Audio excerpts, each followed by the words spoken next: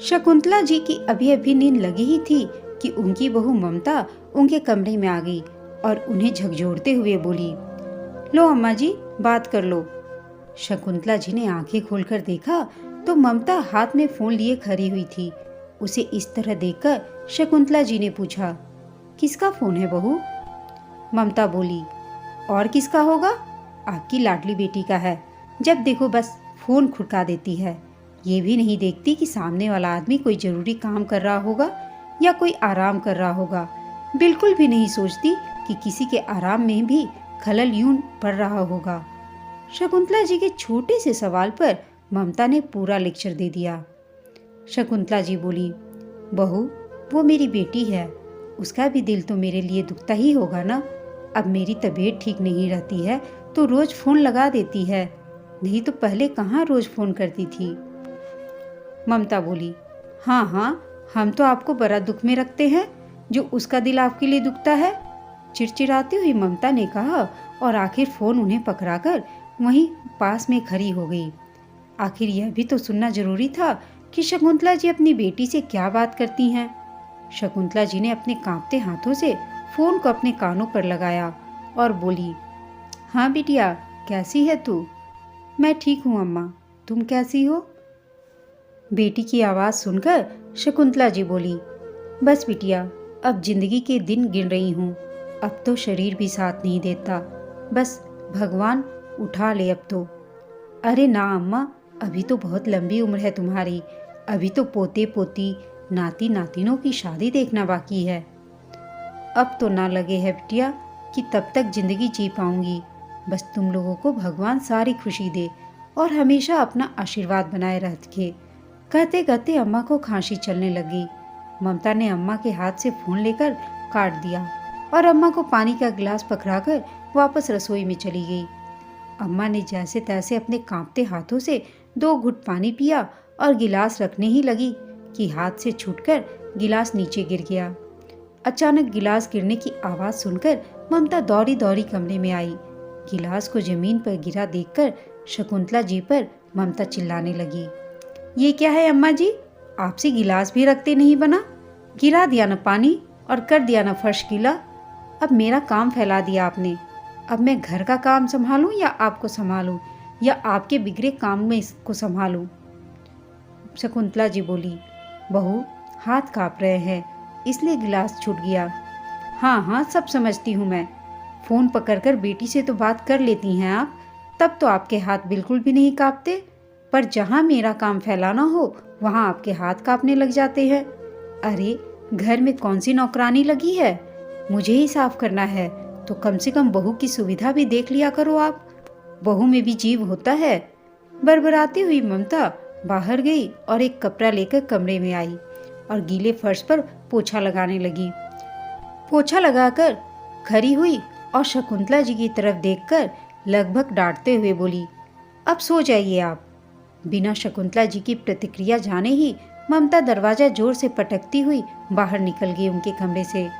शकुंतला जी एकटक अपनी बहू को देखती रह गई, पर वो ज्यादा कुछ कह नहीं सकती थी।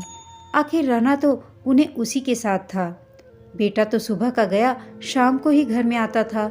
दिन भर तो ममता ही होती थी उनके पास, इसलिए उसकी तेज जबान को भी शकुंतला जी झेल जाती थी।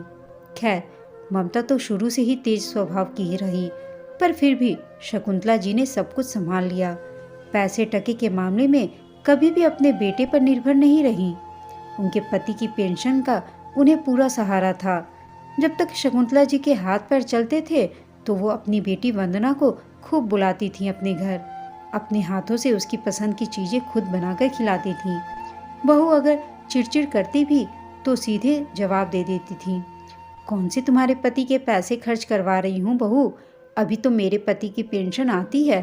अगर बेटी पर खर्च करती हूँ तो तुम लोगों पर भी खर्च करती हूँ। वो अकेले आकर खाती है क्या? तुम सब भी तो खा रहे हो, इसलिए हंगामा करने की क्या ज़रूरत है तो वो भी इसी घर की बेटी। शकुंतला जी का जवाब सुनकर ममता उस समय चुप हो जाती, पर जब से शकुंतला जी बिस्तर पर आई तब से ममता का व्यवहार और भी रूखा हो गया उनके प्रति। अब तो फिर भी शकुंतला जी लाठी के सहारे उठकर अपने नित्य कर्म तो कर लेती हैं, नहीं तो उन्हें आज भी वो दिन याद था कि जब वो किसी कारणवश गिर गई थी और बिस्तर पर ही उठ भी नहीं पा रही थी। तब वो बिस्तर पर अपने कामों के लिए भी दूसरों पर मोहताज हो चुकी थी। उस समय उनकी बेटी वंदना ने ही उनकी सेवा की थी। तब तो ममता उनके आसपास भी नहीं फटकती थी। उन 10 दिनों में वंदना ने इस घर में रहकर शकुंतला जी की खूब सेवा की थी।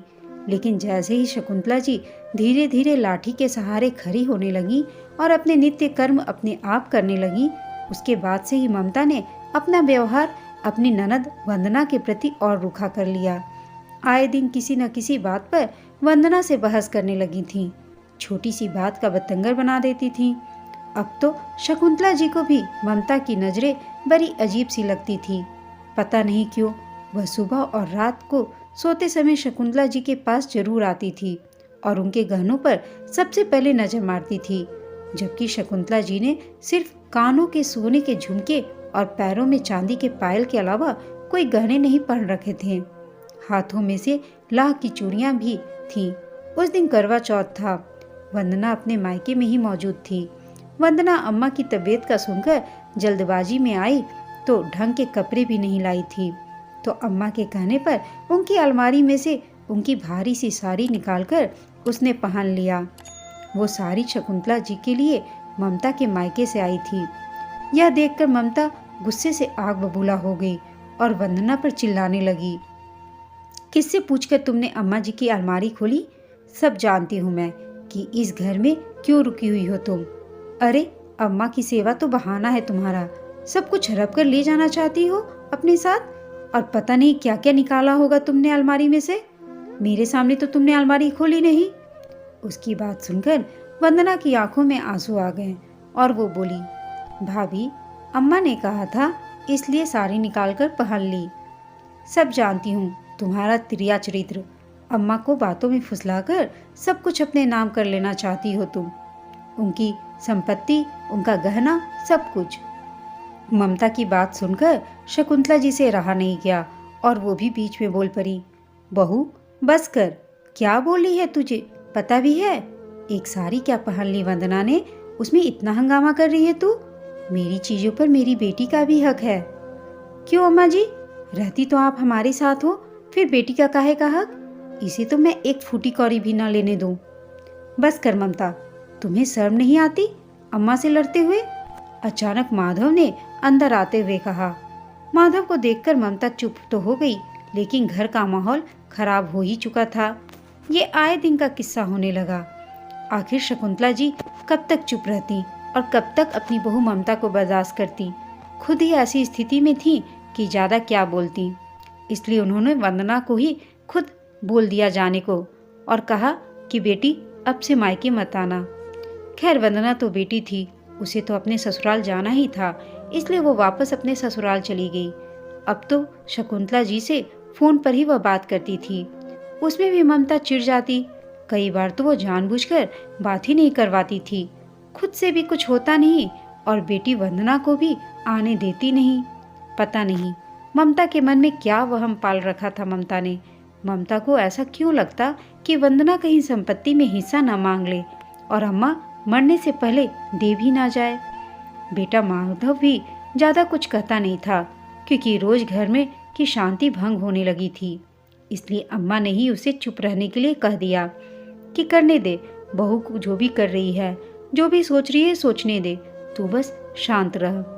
खैर शकुंतला जी अपने पलंग से जैसे तैसे उठी और लाठी का सहारा लेकर बाथरूम की तरफ जाने लगी।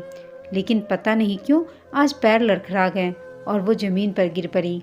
अचानक कमरे में गिरने की आवाज़ सुनकर बहू कमरे में आई और शकुंतला जी को गिरा हुआ देखकर बोली, अरे अम्मा जी, क्या हाथ पैर तुड़वाने का इरादा है?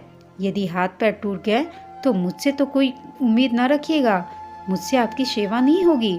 जैसे तैसे झल्लाती हुई ममता ने शकुंतला जी को सहारा देकर पलंग पर बैठाया। पलंग पर लेटते ही शकुंतला जी ममता से बोली, बहू मेरे शरीर में बिल्कुल जान नहीं रही, कब मेरे प्राण पे खेरू उड़ जाएं कुछ कहा नहीं जा सकता। एक बार मेरी बेटी वंदना को यहाँ बुला दे, मैं बस एक बार उसे देखना चाहती हूँ, उससे मिलना चाहती हूँ। ठीक ठीक है अम्मा, बुला देंगी, कहकर शकुंतला जी को ममता वहीं छोड़कर अपने कमरे में आ गई। पता नहीं अपनी बेटी को क्या देने के लिए बुला रही हैं। मैं तो बिल्कुल भी फ़ोन नहीं करूँगी उसे।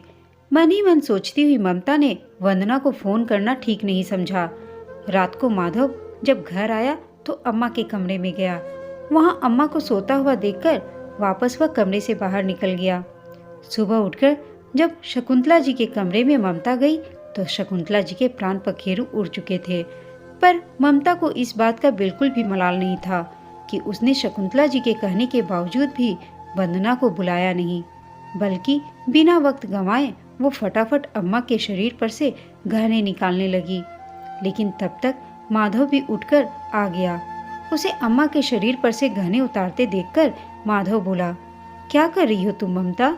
अम्मा के गहने क्यों उतार रही हो? तुम्हें पता है ना, अम्मा को गहने पहनकर रखना बहुत पसंद है। ममता बोली, अरे अब काहे की पसंद, अम्मा तो गईं।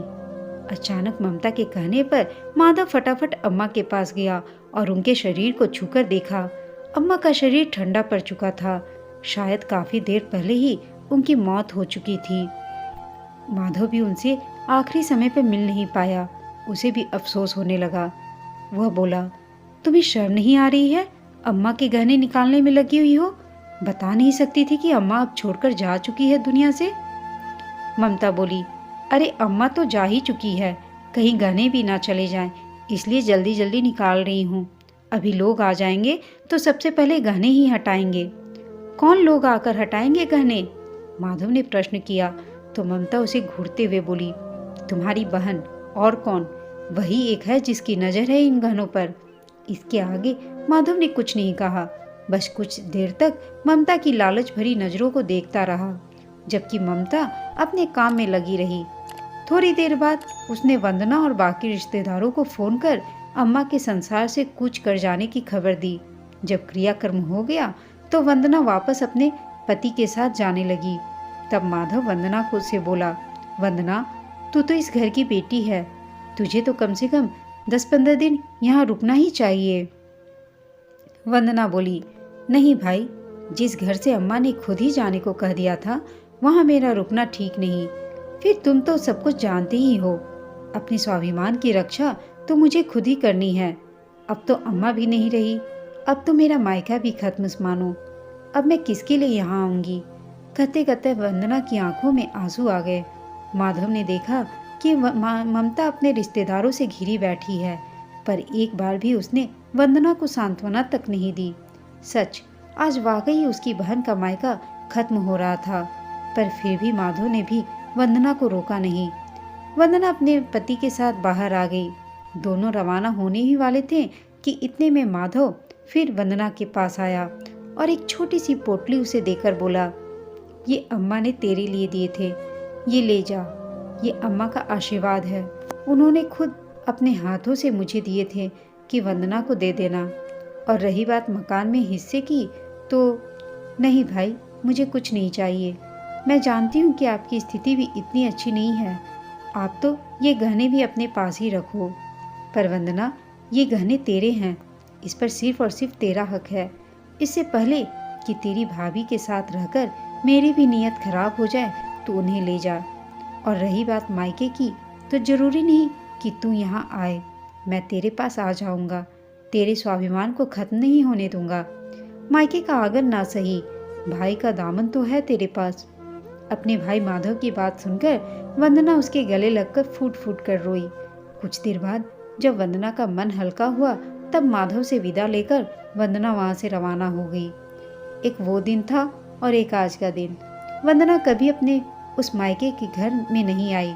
हाँ, माधव हर रक्षाबंधन और भाई दूज पर खुद अपनी बहन के घर पर जरूर जाता था। हालांकि ममता ने इस पर भी काफी हंगामा किया था, पर माधव एक कान से सुनकर दूसरे कान से निकाल देता। ममता धीरे धीरे अपने आप ही चुप हो गई। उसे भी अब कोई फर्क नहीं पड़ने लगा। और रही बात गहनों की, तो ममता उन गहनों के लिए अपना सिर पीटती रह गई। जब माधव ने उसे यह बताया कि अम्मा ने मकान बेटे के नाम तो गहने बेटी के नाम किए थे, और गहने उसने खुद वंदना को दे दिए, क्योंकि उन गहनों पर वंदना का ही अधिकार था। अम्मा के जाने के बाद भी ममता की नीयत नहीं बदली और उसका स्वभाव वैसा का वैसा ही रहा। माधव को भी मजबूरी में उसके साथ ही रहना था, इसलिए वह भी उसे समझाना अब छोड़ ही दिया था।